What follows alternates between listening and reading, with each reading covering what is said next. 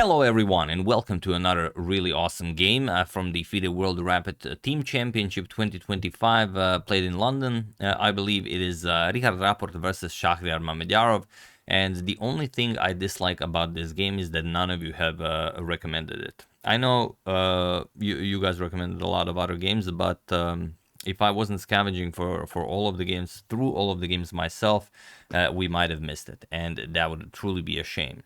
Now, there are only a couple of players in the world I consider masters of the mystic arts, especially in modern chess. Richard Rapport is definitely one of them, and this game, he again proves why. And he's facing a former 2800, a heavyweight, if you will, in chess, the legendary Shakhriyar Mamedyarov, so you know that that's not an easy opponent.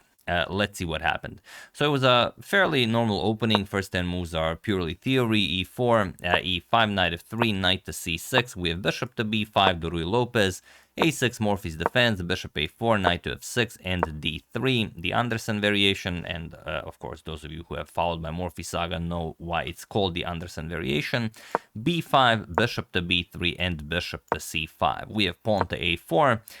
Challenging the b5 pawn and the rook to b8. So nothing new, again, all been played here. A captures, we have A captures, and knight to c3. We have pawn to d6 and now pawn to h3. And up until this point, they're following a game Mamedyarov already played in 2017. It was a blitz game, but he played it against Vladimir Fedoseev, and Mamedyarov won that game. So maybe Rapport knew about that, maybe he didn't. It's hard to say. Maybe he wanted trick Shakhriyar into a false sense of security. It's hard to say, but Mamedyarov is the one who deviates from the game. Against Fedoseev, he played pawn to h6. Here he goes bishop to e6, and the bishop to e6 is the top move recommended by the engine. So maybe he just played better now, or maybe he analyzed that game and he knows what he did wrong. As as Kasparov said, the most important games to analyze are the games that you won, not the games that you've lost. So here, okay, bishop captures on e6, we have f captures and bishop to e3, offering black to do the same, and Shakhriyar does. Bishop captures, we have f captures, and castles kingside. And there, castles kingside first by black, but why did not castle kingside? There is a game in the database where it happened, rather no. He does castle kingside. There is a game where rook to a6 was played, sorry about that, and it's interesting as the knight on c6 is undefended, but the game continued rook a6, knight to b4. But it's really funny that you can also play queen to c8. And now if the knight is captured, you will attack the rook, and now you can even play knight captures on e5, and you get a really, really crazy position. The rook is now defended, you have to capture, okay, you're given the piece back. Let's say b4, you attack the knight, knight to d5, and something like captures, captures, and captures, and queen g4. All of a sudden, the entire board is open and you have no idea what's happening here. So it's definitely possible, but for the moment, Rapport goes for castles kingside, and it is now, as of move 14, that we have a completely new game. And another thing is both players start out with 15 minutes. You can see that the Rapport has 16 minutes and 16 seconds. So he's playing so fast that he's just gaining time incrementally through increment. And okay, pawn to b4 by Mamedyarov, attacking the knight. Knight to e2, and now pawn to d5. Again, he feels that he did everything that there is in the position, and now once you've done it all, you execute d5, and if you're not worse, you're okay. So d5, we have knight to g3, and queen to e7. We have queen to e2, and queen to c5, putting pressure along this diagonal. So, of course, Richard improves the position of his king, king h2, and pawn to d4. We have knight to g5, attacking the e6 pawn, and while it does look like, there could be something really there, Mamedyarov just defends it. Rook b back to e8. And this is where the game completely explodes. This is where, someone would just play, okay, we control h5, we can play knight h5, we put pressure on the knight, maybe then we free up the h5 square for the queen. Something a regular player would do, and it's not even a bad move. It's a top move recommended by the engine, knight h5, or you defend the c2 pawn. Also, you can do that, but no.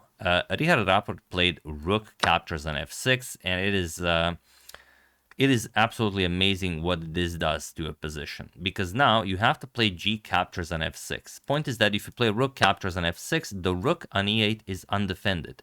And now look at this, queen h5. Okay, you threaten h7 and the rook. So you might say, all right, we just want a piece, we don't mind giving up the h7 pawn. You play king f8. Okay, queen captures on h7. Now you might think, okay, let's just shift our king over to the queen side.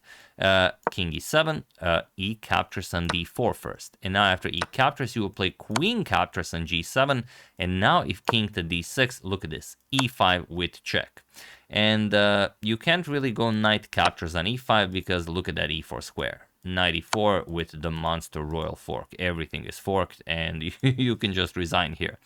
So after e5 check, you would have to capture with the king, but now you allow other pieces into the game. The rook can come to e1 with check, king to d5, or, you know, d6, and then you again run into the same fork, and now you can go knight, let's say, to e4. Again, you fork the king and the queen and the rook, and once you move the queen, now you just start gobbling up everything. Knight captures rook with check. King moves knight captures rook on e8, also defends the queen, and really black has nothing better than to trade, captures, and you're just up a full knight and the rook. So that is, you know, to show you quickly why this is a bad idea. So you can't capture with the rook, g captures on f6 has to be played, which Shakhriyar was probably thinking, well, this is great. You move the knight, I have e6 defended. What's the point of rook captures on f6? Well, it's something only a player like Rapport would see, and that is knight captures on e6. He doesn't care that the e6 pawn is defended. And you can't really not react to this. What are you playing? Your queen is hanging. If you bring the queen, let's say queen to e7, all of a sudden knight f5. What is this? And you don't really have a move. If you capture here, just queen g4 check. You move the king, doesn't really matter where. Now the queen blocks the king on the e6 square. Queen to g7 will be checkmate. If after knight f5 you don't capture, you go here, then knight h6 check picks up the queen. So whatever you do here, you are dead lost. So after knight captures on e6, there is only one good move for Shakhriyar, and that is to capture the knight. Rook captures on e6, and now, okay, now everyone is literally looking at this saying, okay, Rapport, what are you doing? You're running out of pieces. But okay, he plays queen g4 check. Okay, nicely connects with the rook. But just king f7. Shakhriyar says, okay, what now? You know, this is really how someone's uncle plays chess. You just sacrifice it. Sometimes I even play chess like this. Knight to f5. And the problem with this position for Mamedyarov is, well, twofold actually. It's the clock. He has 4.5 minutes on the clock, and with mountains to calculate here, but also it's very, very easy to go wrong. There are moves that you can play that can hold the position, but only if you understand the position. And here Shakhriyar burned some 2 minutes of the clock, and he made a terrible, terrible move. Like I said, you can always pause the video yourselves. You don't have to, you know, wait for me to ask you to pause the video if you guys want to try and find the defense here for black. I will show you some ideas. Like, imagine if rook g8 was possible.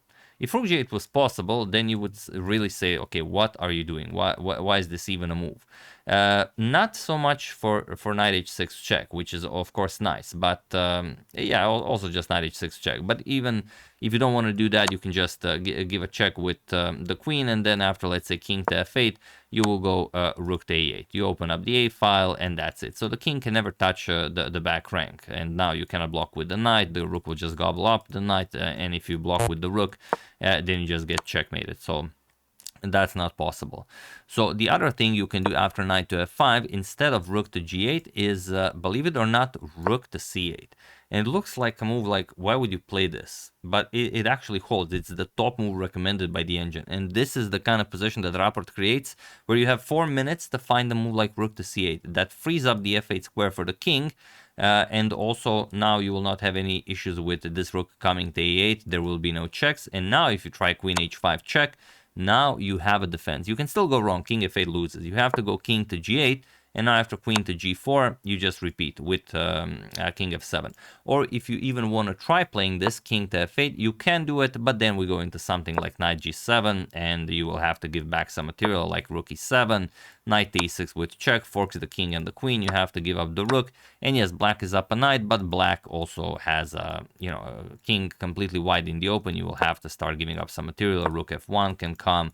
Let's say king e8, you're going to capture on f6.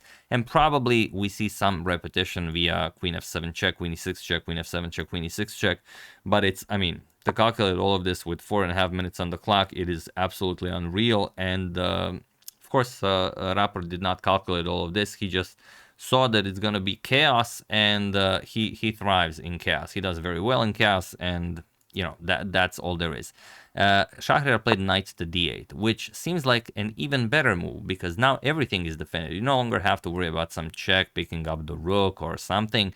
As it's defended, the knight is also beautifully positioned on d8, so rook to a8 will not be a problem. And his idea is that we're just going to move the king to d7 and no more threats. So that's pretty much it. But the problem for Shakhriyar is that the knight on c6 played a crucial role in holding the position together. Without the knight on c6, the position just falls apart. And perhaps I've already said too much. Maybe I've made it too easy for you, as you guys are incredible players. Feel free to pause the video and win the game for Richard while I give you a couple of seconds.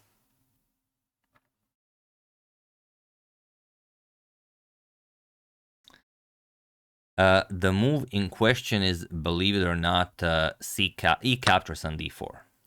And this is, I mean, why, you might ask. Okay, Rapport did not play it right away. He first gave a check, but then after king to g8, he repeated queen g4 check, king to f7, because if you go here, you get checkmated. So I guess he was just checking if, you know, Shakhriyar will miss mate in 1, but after king f7, he played it. E captures on d4, and he was in this position on move 26 that Shakhriyar Mamedyarov resigned the game, as there is nothing more to be done here.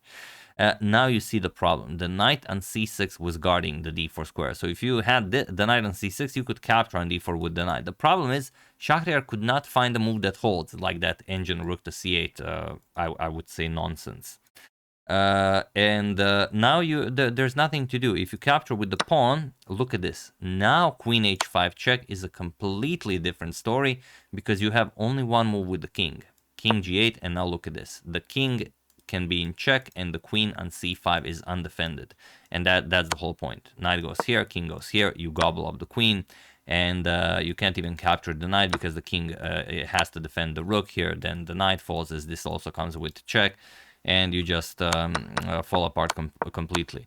And the last thing is that, okay, maybe you think, well, let's just not touch the pawn. Is that possible? Well, no. If you play something like queen to b5, then all of a sudden d5 happens, and now you have no defense against checkmate. The rook is essential on the e file to remain if you don't want to get checkmated. But if you go to, let's say, rook to e8, then queen g7 is checkmate, as this was the only square the king could go to.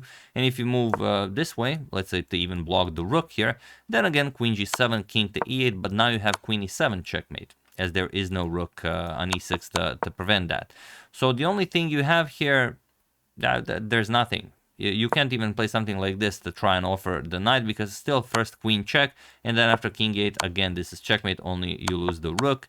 So best you would have here is something like queen to d7, but here white just plays whatever white wants. You can just capture the rook, for example, knight captures, and then play whatever, rook a6. I mean, the king is wide in the open, and there are too many threats here. It's not possible to hold, like rook to g8, knight h6 check. So that's not possible. You don't have a move here. There are too many weaknesses here, and you can't make a move like pawn to c5, rook to d6 is coming, and slowly but surely you are eliminating all of the squares from black's pieces. There's nothing you can do here.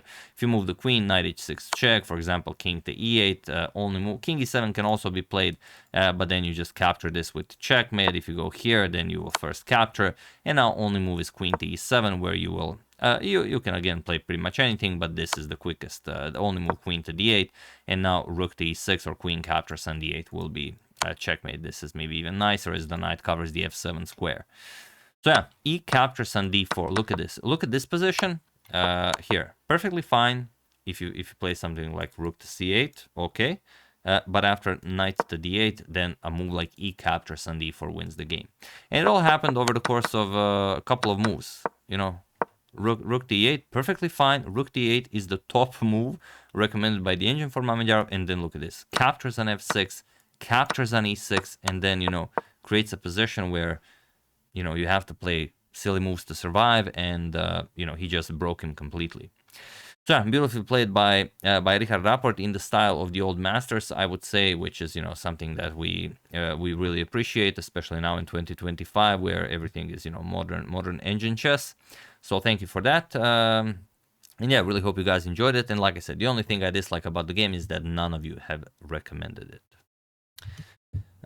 Hope you enjoyed it. I would like to thank Richard Schwartz, Brian Willits, Obakeng Rafela, Norman Duda, and Justin and Olaf Love Chess for your contribution to my channel. Thank you a lot. I really appreciate it. As usual, you can check two of my previous videos here. Thank you for watching, and I will see you soon. Continuing to check up on your wonderful suggestions, you know, unlike this one, and whatever else happens in the chess world. Thank you all. I will see you soon, and have an excellent rest of your day.